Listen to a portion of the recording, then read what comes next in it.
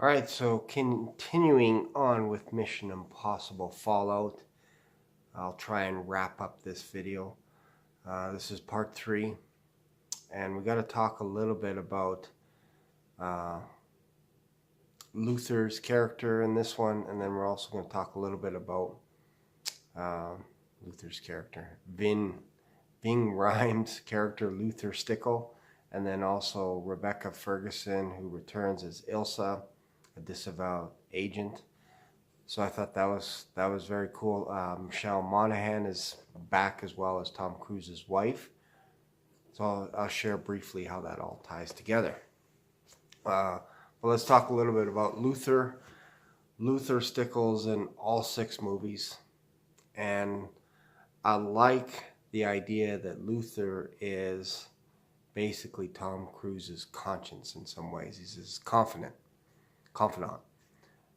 In Mission Impossible 3, there is a scene where Luther asks Ethan Hunt if he had slept, basically, with the lady that he had trained, one of the officers who was killed. And Ethan Hunt says she was like my sister. So then Luther asked the hard question again, did you ever sleep with your sister? So I thought that was kind of funny from the perspective of man to man. It's very hard to ask men these questions, like, are you having an affair? Are you cheating? Are you doing something wrong at work? That kind of stuff. To go deep, usually we like to do surface stuff, like talk about sports, how's the weather, let's go sailing, whatever it is, that kind of stuff. Let's go motorbike riding, that kind of golfing. But I like that Luther actually tries. And in Fallout, there was one scene that I bought where it's kind of painted where you're not sure if Ethan Hunt is a good guy or a bad guy. Now we know, obviously, he has to be a good guy. But there were moments where I had to kind of be in the movie. And I thought, yeah, maybe this guy can turn and have a reason for it. And then when he points his gun at Luther, because Luther's held hostage by these, basically these terrorists that want these nuclear bombs that are like in the size of a cannonball. And the idea behind the nuclear threat is they can be delivered anywhere in the world within hours. So that was scary. I know it's been done over and over again, the nuclear threat, all that kind of stuff, but it worked in this movie for me. So anyways, Luther gets held hostage at gunpoint, and they're like, give us the nuclear bombs or we're going to kill him. And unlike other movies, other characters, you actually don't want these bad guys to kill Luther because he's a great character. So that's how I felt. And then, obviously, Ethan Hunt's not going to let Luther die by the hands of these bad guys. So he says, sorry, Luther. And I'm like, uh-oh. And he shot Luther 2 or 3 times. And I was like, damn. And then maybe it was just once, and then he shot the other bad guys. But I thought he shot him a couple of times. And I'm like, damn, that's cold. And then obviously it's revealed that Luther has a bulletproof vest.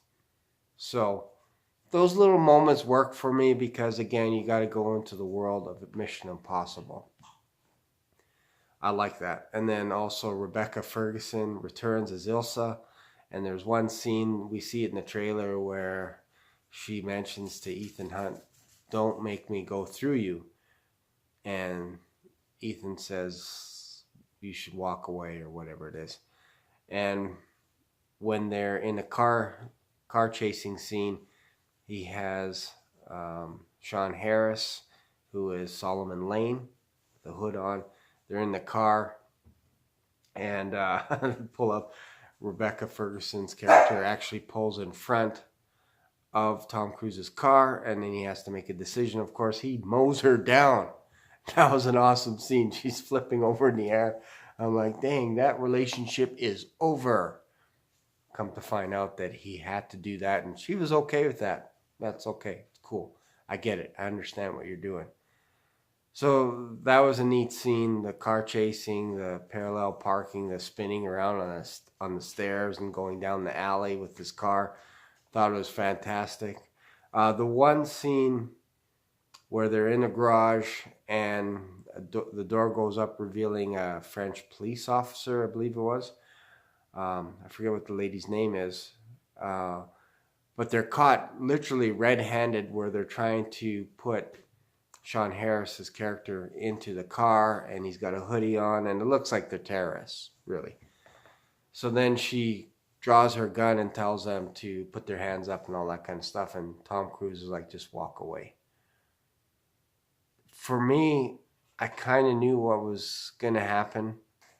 I didn't expect her to get shot, but I knew that she was going to get injured or knocked out. That's what I thought was going to happen.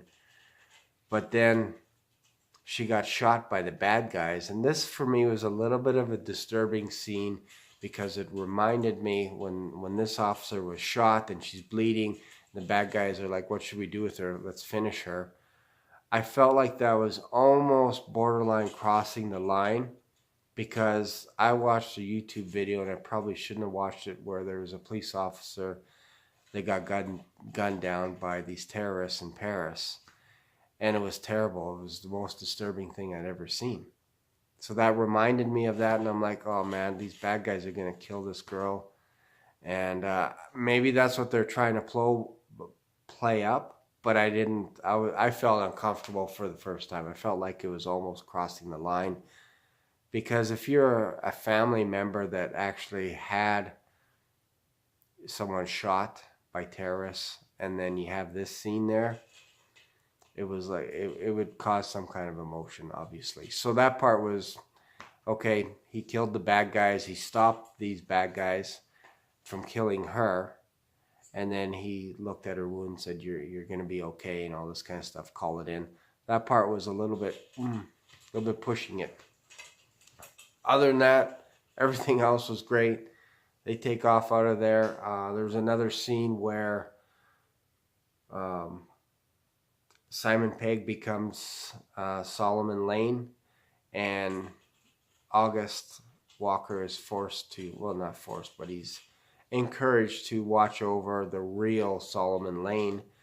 And right there, I kind of thought they're going to do the bait and switch with the mask.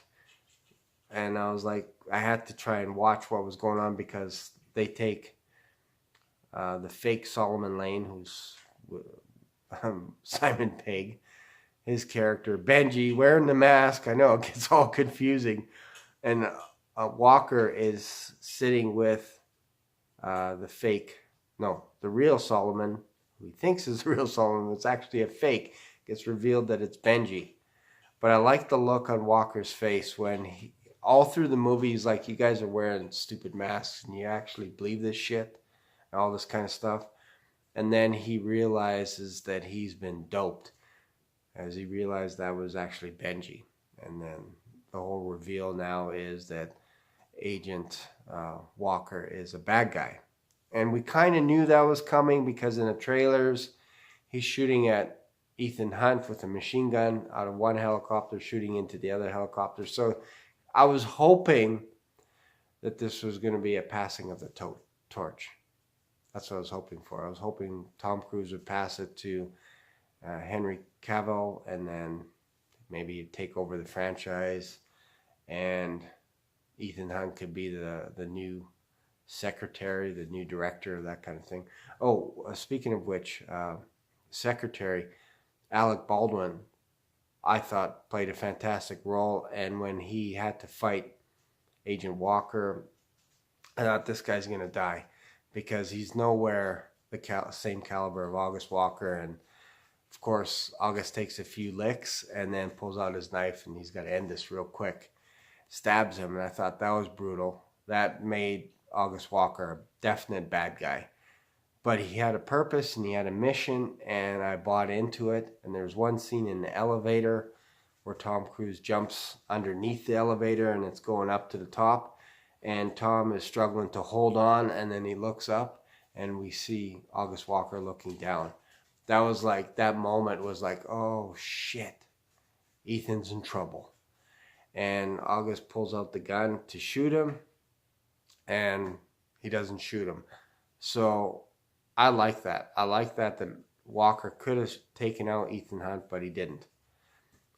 Speaking of guns pointing, I'm not a big fan of guns pointing in people's faces and stuff, but there was the one scene back in the bathroom where Knox points a gun at Tom Cruise and he's holding it. It kind of reminded me a little bit of Saving Private Ryan, where there was a knife fight scene and the guy was holding the knife above one of the characters and stabs him.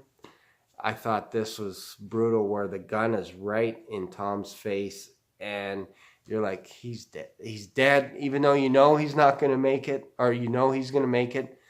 But I actually felt peril for the character when that gun was there. And I don't like guns. Not like that. So, but then obviously Ilsa comes in and bang, blows the guy's head off. The reason why I don't like guns like that, when they're pointed to people's heads like that, and obviously a lot of action movies have that, but one of my favorite actors, Brandon Lee, died that way. He accidentally got shot by one of the other actors because they thought the gun was unloaded and it was actually loaded, so he died doing The Crow. And yeah, that was kind of a sad day. Anyways, so that's my wrap up for this movie review. I hope you liked it. I hope I didn't ramble on too much. There's a lot going on in this movie, and I only seen it once. I'm going to go see it again in IMAX. Thanks for watching.